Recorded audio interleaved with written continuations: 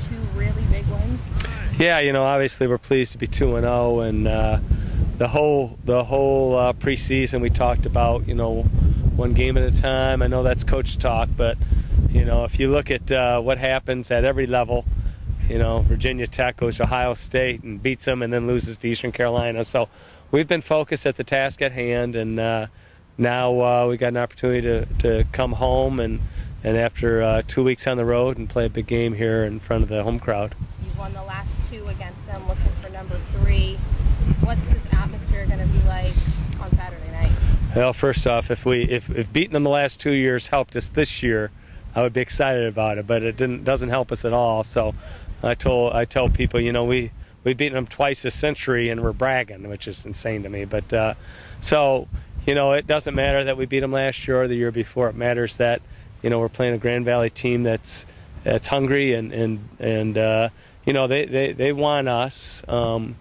They obviously really feel, one, that they can't afford another loss, and two, that they'd like to avenge the past couple of years. So they'll be ready to go. I know their coaching staff will get them ready to go, and so we're going to have to play a great game to beat them. Do you notice any difference in preparation? Is it a little more exciting getting ready for Grand Valley than anybody else? No, I talked to them about kind of a nameless opponent. I don't like our kids to think too much about the opponent on the field, but really the inner opponent, and that's themselves. And so I talked to them about Ferris State, and Ferris State's really the challenge that we have is to get that front of the jerseys focused on that team rather than the team we're playing. And I think that really is the principle of championship teams, and if we can focus enough on ourselves and our preparation, then hopefully we'll be ready on Saturday. Last year's game was very high scoring. Do you expect something like that, or do you think it'll be totally different? I think it's going to be totally different.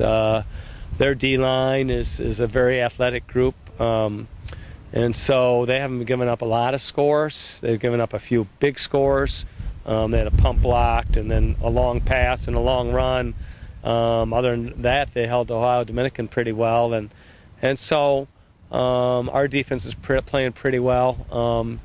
I think that we're looking maybe to have a lower scoring affair. I don't think even it'll be as much as 2 years ago. 2 years ago I think it was 40-24.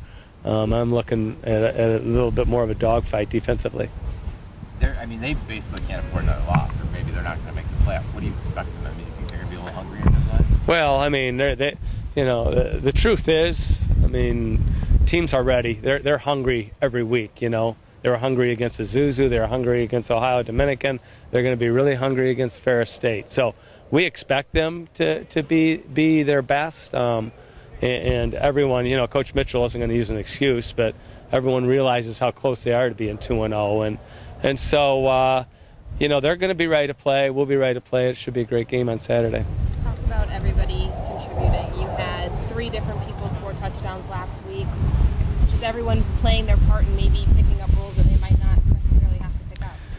Yeah, people say, well, what do you expect this week? I don't know what to expect. It might be Jason Vanderloon, Jake Lampman, Antonio Agers, Dante Ingraham, a multitude of defensive guys, Justin Zimmer and Carlton Johnson had a great game against them last year. So, it might be a multitude of guys, and we just, we got a lot of returning players who have been through this before. And my first year when we took on Grand Valley, we were definitely, an underdog, and we surprised them a little bit. Last year, I think it was 2 evenly matched teams that went at it. And we're fortunate enough to win. And this year, I think it's the same way. 2 evenly matched teams, and both teams will probably fight till the bitter end. Is this the best depth you've had on the team? Oh, absolutely. Yeah, we're when we first took over, we were maybe 1.5 deep in certain spots, spread really thin. Now, we're a deep team, and we've been fortunate with injuries, but. We've got the good players in the right spots, and we've got some good young talent, and so yeah, we're pleased where we're at. Social media campaign for this game, is that a factor? Are you guys talking about that at all? I don't even know what it is. What is it? This 3 thing, whatever? There's a social media campaign going on right now, and it's just getting everybody excited for this. Oh, well, people are going to be excited. That's for that's for fans. There's people who are in charge of that, who market us, who do a great job. But it's for the fans. It's for the alums and things like that. So, we're focused on playing a football game, and that's really the extent of it. Anything you want to say about this rivalry? Is it a rivalry? Well, it wasn't a rivalry. Now I feel like we are worthy to play them. 2 years ago when I took over, no one really, expected it to be a rivalry that fast, nor did I, be honest with you. But now, it's going to be heated. Kids are going to be excited, but there's going to be a lot of respect. We respect them a lot, and we know they're a great team, and we're going to come and play our heart out.